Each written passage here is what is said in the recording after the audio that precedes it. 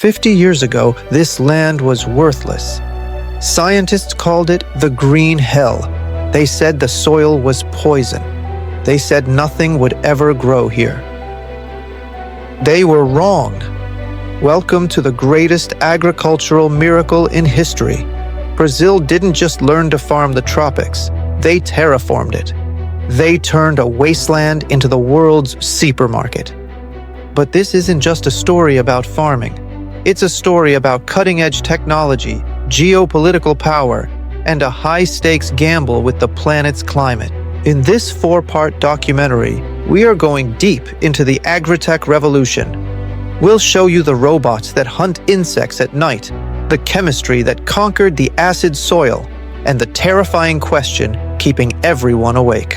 Can they keep feeding the world before the rain stops falling? You are watching ATM. If you want to understand how the future of food is being written in the tropics, hit that subscribe button right now. They report the chaos. We reveal the agenda. 50 years ago, if you asked a soil scientist about the center of Brazil, they would have laughed. They called it the Cerrado. And in the global agricultural community, it had another name, the green hell. It was a paradox. The sun was abundant, the rain was predictable. But the earth itself was poison.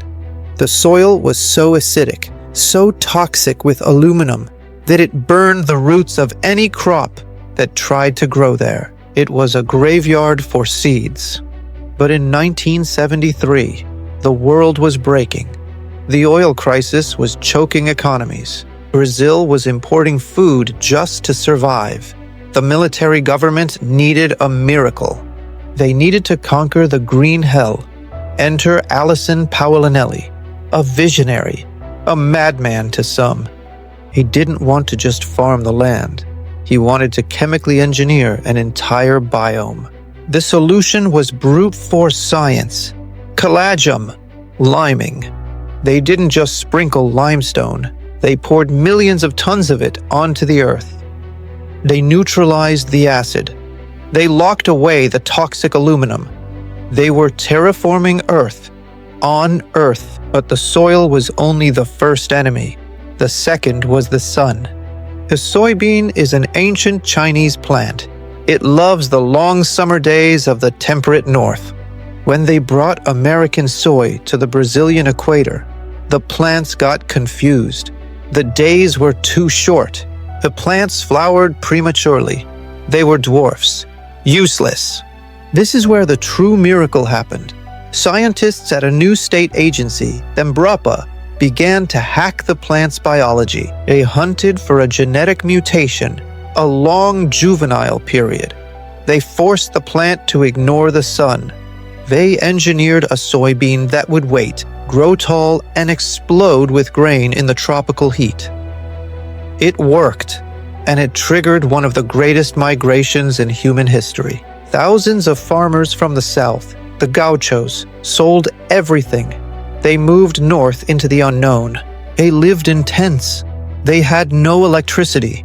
They battled jaguars and isolation. But beneath their feet, the soil, once poison, was now gold. To survive the tropical torrential rains, they invented a new way to farm. They stopped plowing.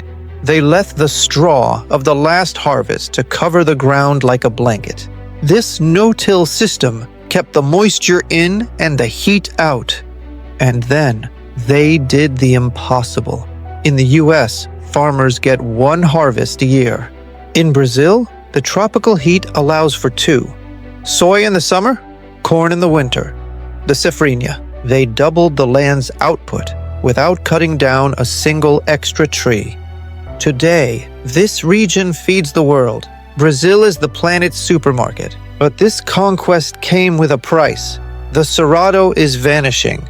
The ecosystem that holds the country's water is being replaced by the very monocultures that saved the economy.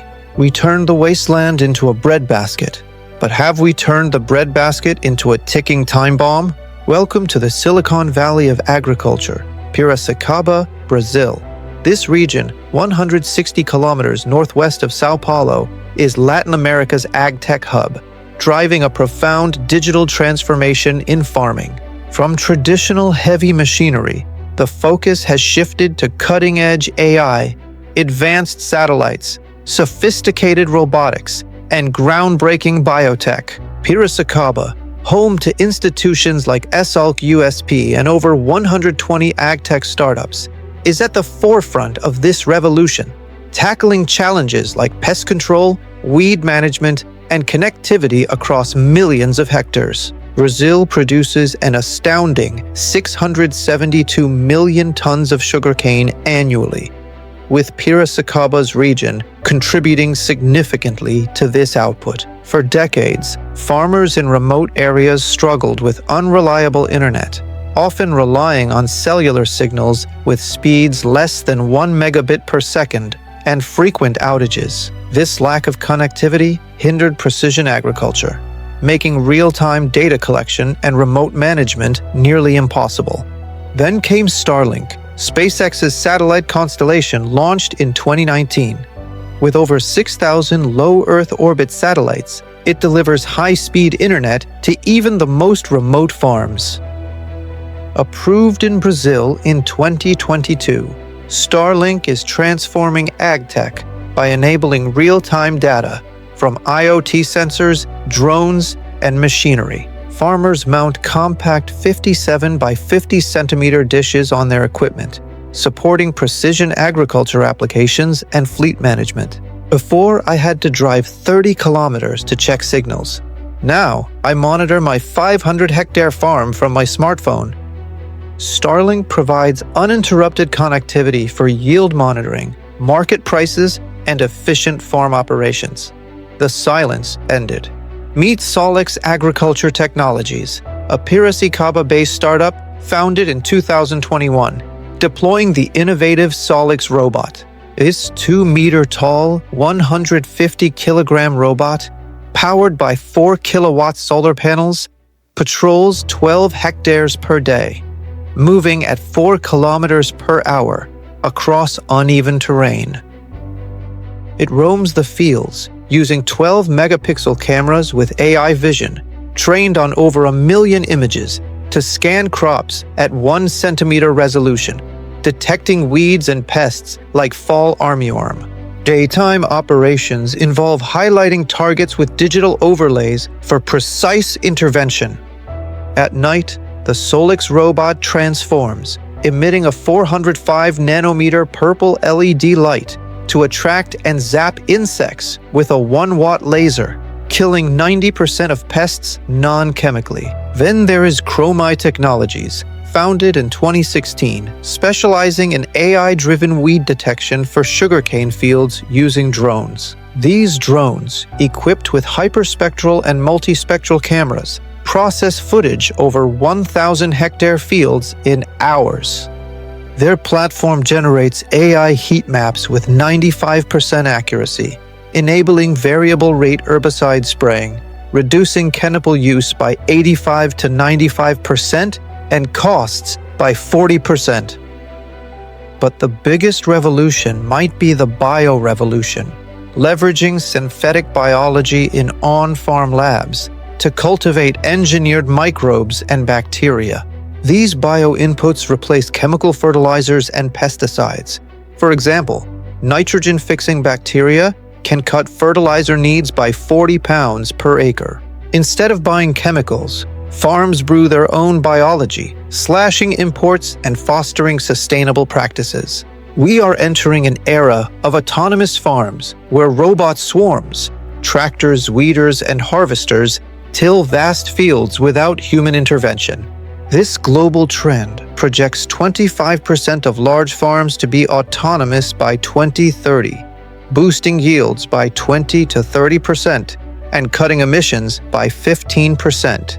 Brazil's agtech ecosystem generated $1.2 billion in investments in 2023, proving the immense potential of this technological fusion. For decades, this was the reality of Brazilian agriculture, the custo Brazil, the Brazil cost.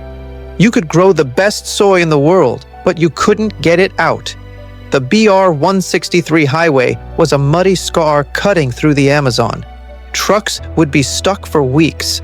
Cargoes rotted. Drivers died. But in 2020, the Army finished the pavement. Their mud pit became a superhighway. This unlocked the Northern Arc.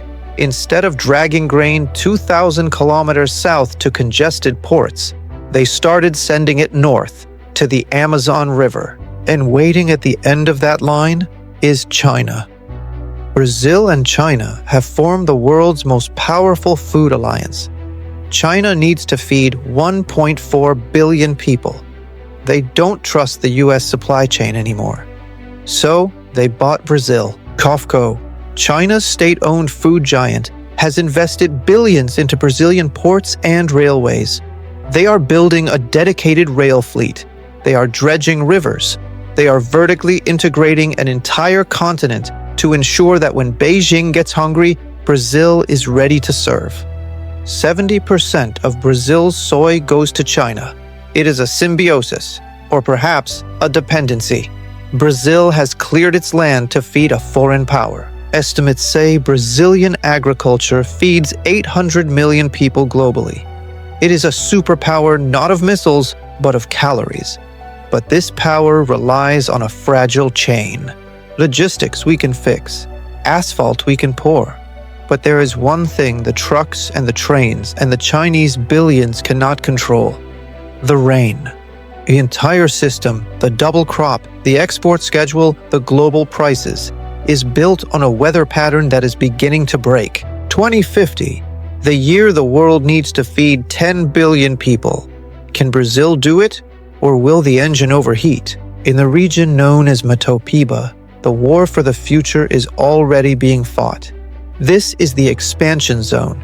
Here, ancient communities, the Horizeiros, the Crajo Canela, are standing in the way of the tractors. They call it grilagem, land grabbing.